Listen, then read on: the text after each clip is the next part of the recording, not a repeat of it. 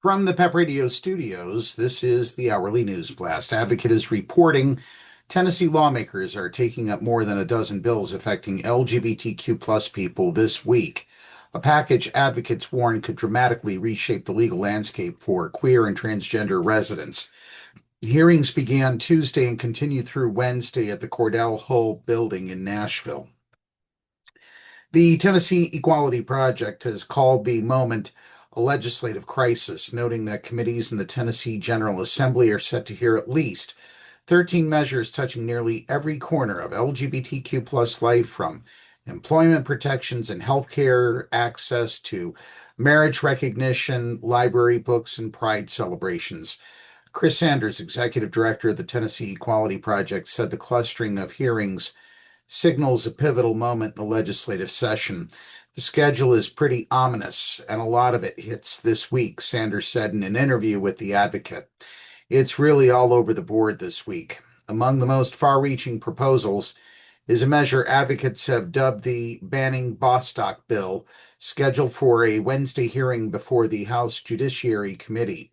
The bill would bar Tennessee courts and agencies from interpreting sex discrimination protections to cover sexual orientation or gender identity, directly targeting the U.S. Supreme Court's 2020 decision and Bostock v. Clayton, which extended federal workplace protections to gay and transgender employees.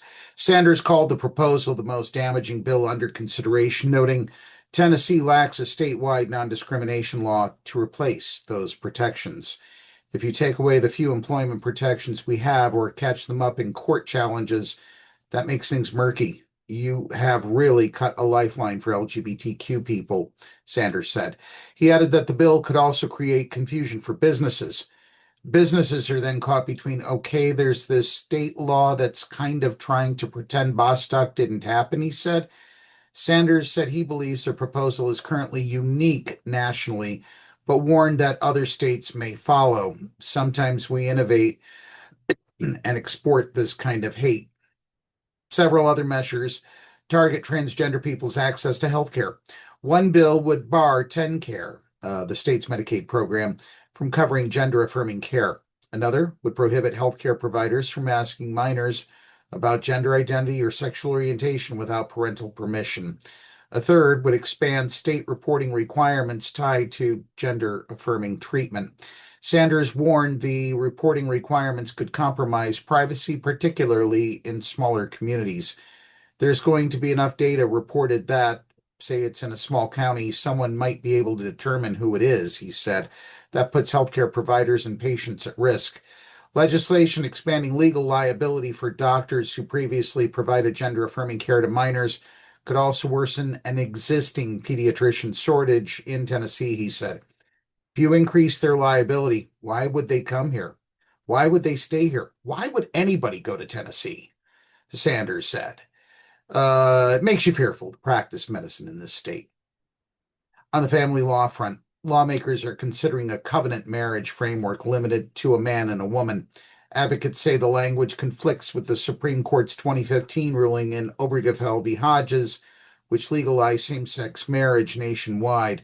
A separate proposal would make it easier for individuals and organizations to decline recognition of same-sex marriages. Other measures aim to curb LGBTQ plus visibility in public life. One bill would ban government entities from displaying pride flags or supporting pride events. Another would allow educators and officials to use honorifics such as Mr. or Ms. that conflict with a person's gender identity. A measure affecting library book reconsideration is also scheduled for debate. Sanders said Tennessee's political and religious demographics have helped fuel the legislation. According to Pew Research Center data, Tennessee is one of the few states where white evangelical Protestants make up more than half the population. Again, we strongly encourage people from Pennsylvania not to visit Tennessee unless absolutely necessary. That's the news blast for this hour. PEP Radio is available on the Live 365 app, the PEP Radio page at paequality.com, Apple TV, Roku, and Alexa. Up next, we have the Meadville area weather forecast here on PEP Radio.